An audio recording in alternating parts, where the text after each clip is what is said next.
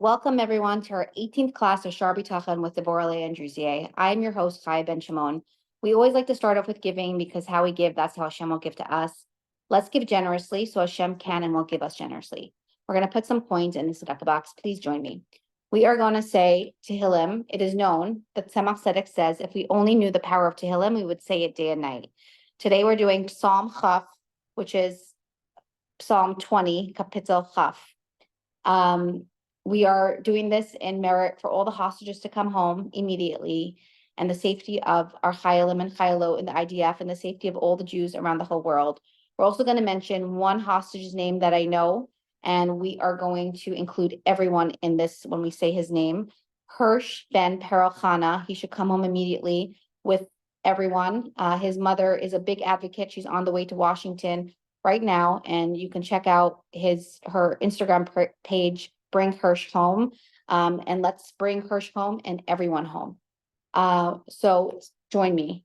Lam Natseach Mizmar LeDavid Yancha Adonai B'Yom Tzara Yisagevcha Shem Elhei Akayv Yishlach Ezrecha Mikaydesh Umitzian Yisadecha Yiskar Kol Min Chaysecha Ve'Lascha Yidash Nasela Yitain Lacha Chelva Vevcha V'Chol Atascha Yimalei Niranina B'Shua Secha U'V'Shem Eloheinu Nidgol Yimalei Adonai Kol Mishal Secha Ata Yadaiti Ki Ashia Adonai Mishicha Yanehu Mishmei Kachay B'Gurai Sisha Yiminai Ela Varecha V'Ela V'Asusim V'Anachnu B'Shem Adonai Eloheinu Naskir Hema Karu V'Nafalu V'Anachnu Kamnu V'Nisaydad Adonai Ashia HaMelech Yanenu V'Yem Karenu.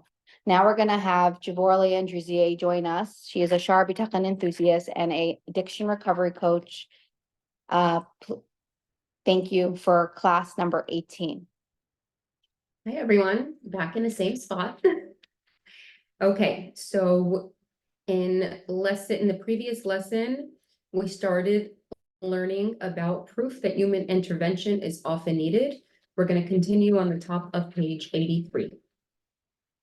All the more so is effort necessary if the food is not ready for him to eat, so that he's required to exert himself to prepare it by grinding the flour, kneading the dough, baking the dough into bread, and the like.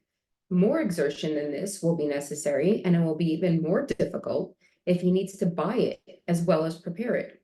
Even more exertion than this will be necessary if he lacks the money with which to buy the food, in which case he will need a far greater exertion and involvement in various means, that which have been mentioned earlier, for then he will be required to hire himself out for work, to sell some of his objects or possessions or the like. So it's just continuing on the same vein that there's two ways that we get things. One is Hashem just says, we're going to have this. You ever walk down the street and you see a $20 bill? That's Hashem wanted you to have that $20 bill. Most days you want that $20 bill, you're going to have to go to work and earn that $20. Okay, bottom of page 83. The reason for human effort. Having elaborated upon the fact that a person is often required to exert himself in order to obtain his livelihood and other needs through various means, the author continues to explain why Hashem orchestrated it so and why he did not orchestrate it that all our needs would be readily available to us. So we have a question here, a very big question. For the first introduction, chapter 1 and chapter 2, we talked about, yes, we have to make an effort. We don't know why. We don't know why Hashem set it up that way, but we're required to make an effort. But then it says, whether we make the effort or not, whether we deserve it or not, Hashem is always going to have our back. So that's very confusing. Do I have to make the effort? Do I not have to make the effort? And if he's going to take care of me anyway, okay, so he wants me to make an effort, but he's going to take care of me regardless. Maybe I just don't want to make an effort. It's easier for me not to. So here we have Hasidus explains. In order to understand this, we first have to understand there's a contradictory term. We know that on Rosh Hashanah and Yom Kippur, our sustenance is decided by Hashem. It's determined between Rosh Hashanah and Yom Kippur. Then it says also that man is judged every single day. So how does that make sense? The contradiction is settled. There's a Kabbalistic explanation that on Rosh Hashanah and Yom Kippur, Hashem decides what is ordained for this person. This person is supposed to make X, Y, and Z. then it's on us to, on a daily basis, how am I behaving? How am I acting? And the judgment on the daily basis is this person going to get what I ordained to them? And how are they going to get it, right? Sometimes we could be asking for one thing, and Hashem says there's many things that we need Hashem to give us. We need to give Hashem to give us parnasa. We need Hashem to give us children, health, wealth, all of these things. So here are these energies that Hashem decreed on Rosh Hashanah Yom Kippur, and they hover right here. And then depending on our actions and our behaviors and our speech is what brings those energies to fruition. So how am I going to choose to behave? It's what's going to bring that energy to me. So I could be praying, let's say I have a prayer, I'd like I need to start earning this amount of money. And Hashem says, you know what? This person really, she's praying for money, but really what she needs is children, healthy children. So I'm going to bless her with healthy children. We don't understand what's going on behind the scenes. So here I am asking for livelihood, and Hashem instead is giving me a beautiful, healthy child. So I'm grateful for the healthy child, but what do I say to myself? Hashem's not listening to me. Hashem's not answering my prayers. But really, Hashem is always answering our prayers. It's just that he knows better. Bringing a child into this world for this specific person, they will have to send them to a Jewish school. They will need the parnasa to be able to send them to a Jewish school, and Hashem will provide the wealth through that. So it's important to always have our eyes open. And even when we don't understand, to be able to say, Hashem, I really, I'm struggling right now. I do not get what you're doing. It doesn't make any sense. Like I'm sure many Israelis here who have their families stuck and don't know if they're coming home ever and in what condition they're coming home. They're saying, I don't understand you, Hashem. They feel abandoned by Hashem. But if we have the ability to, even in these dark experiences, to say, Hashem loves each and every single one of us, and he is only going to do what is ultimately good for us, not what feels good right now, because there's no way to explain what's going on here in Israel. Just today, I opened up my phone, and I'm actually going to say their names because I think it's important to mention each name of each person who was killed. The IDF has confirmed the deaths of 2 hostages in Hamas captivity after obtaining some new intelligence. Alex Danzig, 75 years old, and Yagev Bushkov, 35 years old. So 2 families were notified today after waiting and hoping and praying, and they were notified today that their 2 loved ones are never coming home. So what we need to do is keep that focus, and it's very trying times. So the Bitachon is going in waves. It's very hard to put complete trust when we're in so much pain, and there is so much pain. But together with the pain, there is so much beauty. So I'm going to share a story, but I'm just going to check the soldier's name. There was a soldier, Makil Ben Yosef, and this was a couple days ago. He was going on a mission into center Gaza. He's just a regular soldier, just a regular soldier. And how they go in, when they go into the places that are really dangerous, is there's 3 different groupings that go in. So it's first the elite units, and then it's the secondary unit, and last it's just the regular chayal. And they were heading into this mission, going into the city of Gaza, and this one soldier, Makil Ben Yosef, stopped to daven mincha. So he's in the back of everyone else, and he stops to daven mincha. He's facing west, and he sees some kind of weird activity, something coming up from the ground, and he immediately took out his gun and aimed it at where something was coming up from the ground, and he killed a terrorist who was about to kill him. Because he killed that terrorist, the whole crew came back. They went into that tunnel. They were able to kill all of the terrorists that were in that tunnel. And today, Not one single one of those, that entire 3 battalions, none of them are religious, none of them daven mincha.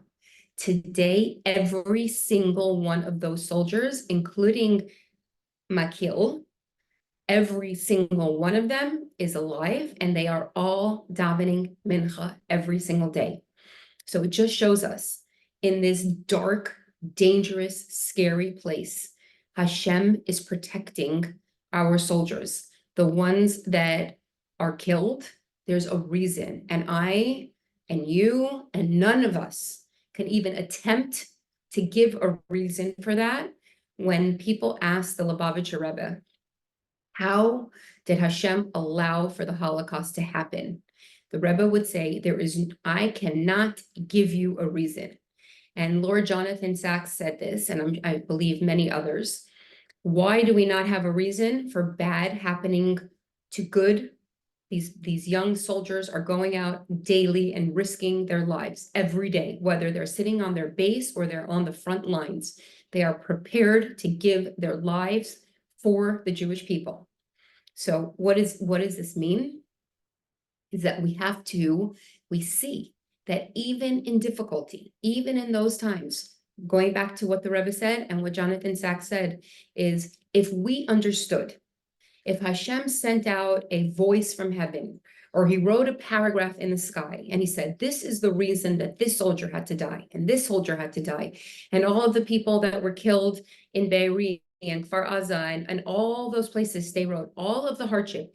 If he gave us a reason, a logical reason why that had to happen, we would no longer be a people of compassion, because you can't feel badly for someone when it makes sense. We want the pain of the Jewish people to never make sense to us, for us never to feel like my heart absolutely is connected to your heart and I feel your pain every day. So just before we continue, yesterday on my day with my son, I said to him, there was a soldier who was killed, and soldiers, before they go into war, they are supposed to leave a letter for their parents, just in case. And this soldier, this was very early on in the beginning of the war, wrote in his letter that his parents published, if I am killed, if I am taken hostage, I do not want you to exchange my body or anything about me, alive or dead, for any hostage. And I don't want you to misconstrue what I'm writing. I am writing it clearly. I do not want a single terrorist released for any part of me, alive or dead. And I was telling this to my son, and he said to me, mommy, I'm that same person. That's what I would say. And of course, I had to make light of it because that was very heavy for me to hear. And I'm like, well, did you even write a letter? And so on and so forth. But that's where these boys and girls are holding. They don't want terrorists in exchange for them. They don't want anything bad to happen to another Jew because of them, and they are risking their lives. So here we see a beautiful story that Hashem directly, he davened mincha, and Hashem saved their lives. Was it the mincha? We don't know.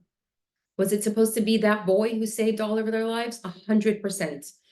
Was mincha maybe the reason? Absolutely. Absolutely. He stopped where it was irrational to stop. We talked about doing things that are irrational changes Hashem's energy on this earth. Because what did God do? We're going to talk about it again. In the contractions, it's called a chain-like contractions. It's called a Seder Hishtalshelus. And where Hashem created 4 different worlds, Atzilus, Bria, Yetzira, and Asiya. Our world is the lowest world. But the lowest level, when we refine and elevate those lowest levels, the people who are in the darkest places in the world, doing all kinds of horrific things, those people have the ability to elevate sparks that the majority of us can never reach because we're not in those spaces. But when we elevate the darkest, lowest sparks and elevate those, we force the contractions to no longer be necessary, and we feel the blessings that are limitless, completely limitless from the worlds above us. Okay. Okay, on the bottom of top of page 84. The first reason that we need to make a human effort is that in his wisdom, God decided to test the person as to whether he will choose to serve God or to rebel against him. Therefore, he tested him in a manner through which the path he chose will be evident. God did this by causing a person to be needy and lacking. Why does it say both words, needy and lacking? Because not every lack that we have is an actual need. We think if we're lacking anything, I desperately need that. But we can have lack in our lives and be okay with it. It's actually healthy for us to experience lack. Not always, okay, I want this and I want this and I want this and I have it. You know what? I have to hold back a little bit. I can't have that thing that I want right now. Refines our character. Okay. Causing a person to be needy and lacking that which is outside of him, be it food, drink, clothing, shelter, or being intimate with your spouse. He then instructed the person to pursue these things and obtain them through means that he prepared for them, but only in specific manners and at specific times. So we're instructed to go out and provide a livelihood. But what does it say? Only in specific manners and at specific times. What is he talking about here? Shabbos, holidays, doing things that are according to Torah halacha. We cannot say, you know what? The bulk of I'm working and I'm working hard, but because I close on Shabbos, I have less than I would normally have, so I'm going to open my store on Shabbos. That's not one of the ways that we're supposed to make an effort. Exactly the opposite. When we keep Shabbos, Shabbos keeps us. So we're not supposed to ever do, how do you know if your hishtadlus is absolutely not the right hishtadlus? Is if you're going against Torah law. Okay, bottom of page 85 is what we're going to continue in our next class.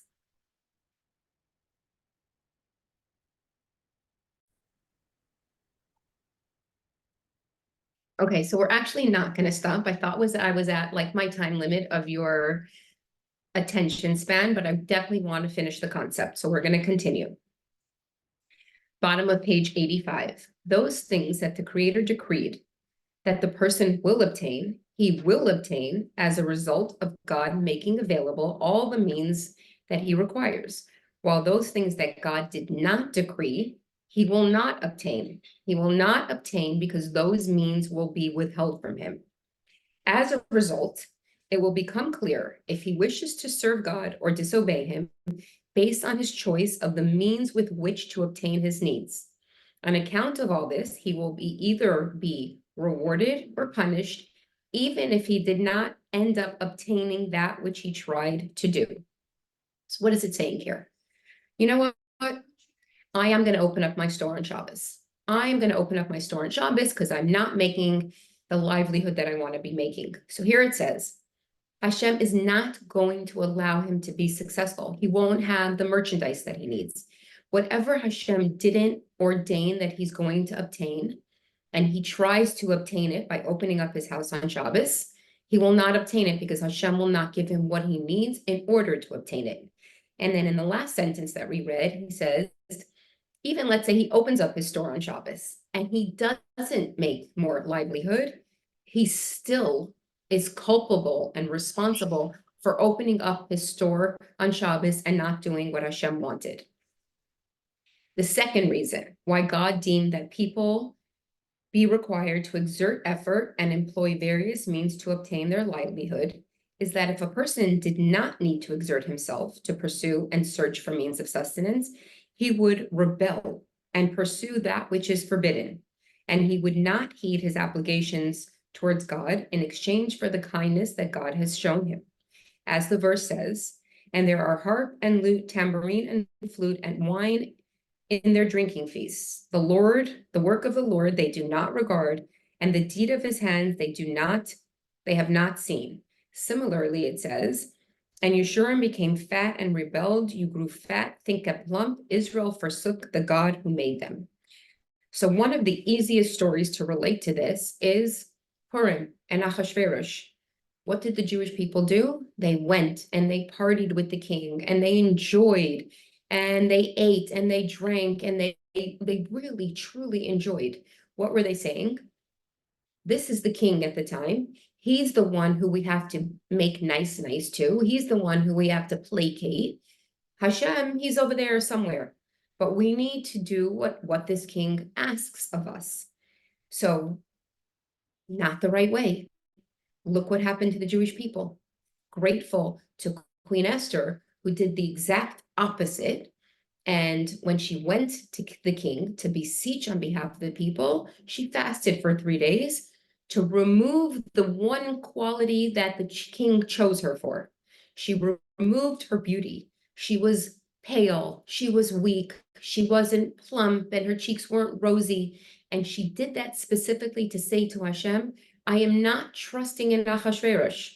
Here I am taking away the one thing that he loved about me because I'm putting my complete trust in you. Okay. And that is where we will end for today. Thank you very much for listening. Thank you. So now we're gonna do quote of the week, which we do weekly. And peace doesn't mean that everyone thinks the same way. Peace occurs when plurality discovers its higher oneness. And that is a direct quote from the Rebbe, and it was seen on JLI. Thank you so much, everyone. That is our 18th class of Shar Habitachan. We are going to be posting on the recording 1 through 17. We have over 140 classes now on our YouTube channel. Please subscribe, CHAYAMINK. We do this class weekly in memory of our dear grandmothers, Rivka Dina Bas Yosef Yehuda, and Rachel Bela Bas Shner Zalman. We miss them and love them very much, and we hope they're proud. Thank you. See you for class 19.